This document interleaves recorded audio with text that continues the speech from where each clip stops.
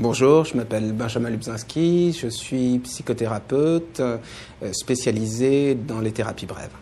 Si vous avez la curiosité de taper le mot mythomanie sur Internet, vous trouverez très peu d'articles sur le sujet. Et dans les faits, la mythomanie est un problème assez difficile à traiter et assez peu connu. Qu'est-ce que c'est que la mythomanie ?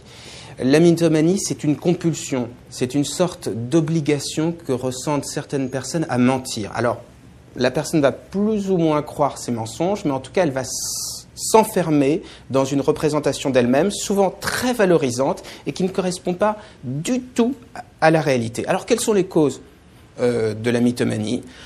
Ça peut être l'alibi de la manipulation, c'est-à-dire quelqu'un d'assez manipulateur qui va s'inventer une vie, inventer des choses pour pouvoir vous embobiner.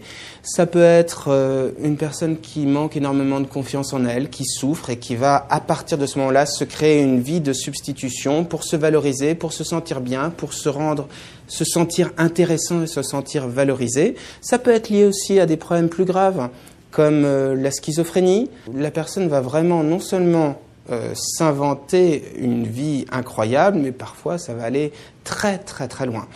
On me posait la question récemment de savoir comment détecter quelqu'un de mythomane.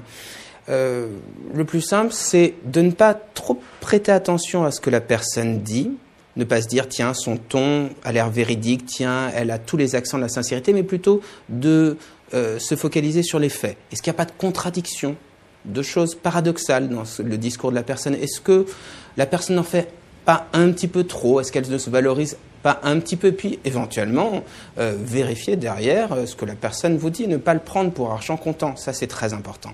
Maintenant, est-ce qu'on peut aider quelqu'un qui souffre de mythomanie? C'est pas évident. C'est pas évident parce que beaucoup de personnes souffrant de mythomanie ne vont pas se considérer comme mythomanes.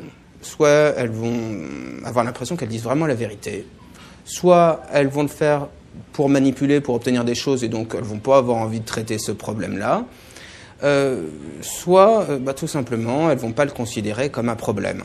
Alors, sur les moyens de traitement, on va, dans le cadre de la mythomanie, analyser ses causes, analyser pourquoi la personne développe des mensonges et lui apprendre à faire de plus en plus la distinction entre ce qui est de l'ordre de son imaginaire et de la réalité. Est-ce qu'on peut pousser quelqu'un qui est mythomane à consulter? C'est plutôt difficile. De temps en temps, on y parvient. On peut se mettre à plusieurs, des proches, essayer tout doucement, en se mettant à sa place, de lui expliquer que ce serait important de consulter. Mais bien souvent, malheureusement, les personnes mythomanes ne se considèrent pas comme mythomanes parce qu'elles peuvent, par exemple, croire à leurs propres mensonges. Ou bien, ce serait tellement humiliant d'accepter qu'on ment que plutôt que d'accepter de mentir et de consulter pour arrêter, la personne va s'enfermer dans son mensonge. Ne vous mettez pas martel en tête si jamais vous n'arrivez pas à faire consulter l'un de vos proches. C'est malheureusement assez difficile de pousser des gens mythomanes à consulter. Si vous êtes mythomane et que vous regardez cette vidéo, c'est que vous en avez conscience. Donc là, pour le coup, n'hésitez pas à consulter. C'est tellement plus facile de vivre sans mensonge et très, très directement en disant ce qu'on ressent, ce qu'on pense et non pas en s'inventant un monde de substitution. Donc n'hésitez pas à consulter. Il y a toujours un moment où la mythomanie vous retombera dessus. On s'enferme dedans, on peut se mettre dans des situations absolument invraisemblables et c'est important de ne pas s'isoler à cause de ça.